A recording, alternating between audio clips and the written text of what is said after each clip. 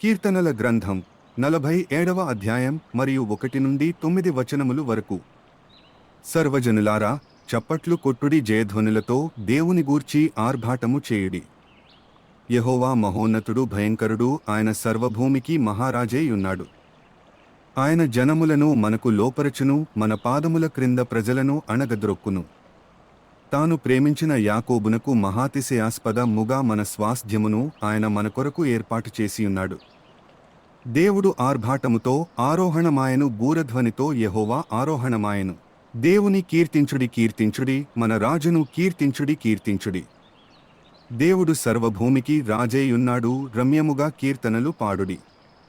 దేవుడు అన్యజనులకు రాజేయున్నాడు, దేవుడు తన పరిశుద్ధ సింహాసనము మీద ఆసీనుడై ఉన్నాడు. జనముల ప్రధానులు అబ్రాహాము యొక్క దేవునికి జనులై కూడుకునియున్నారు.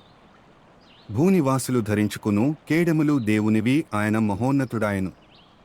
కీర్తనల గ్రంథం 46వ అధ్యాయం మరియు 1-11 వచనములు వరకు.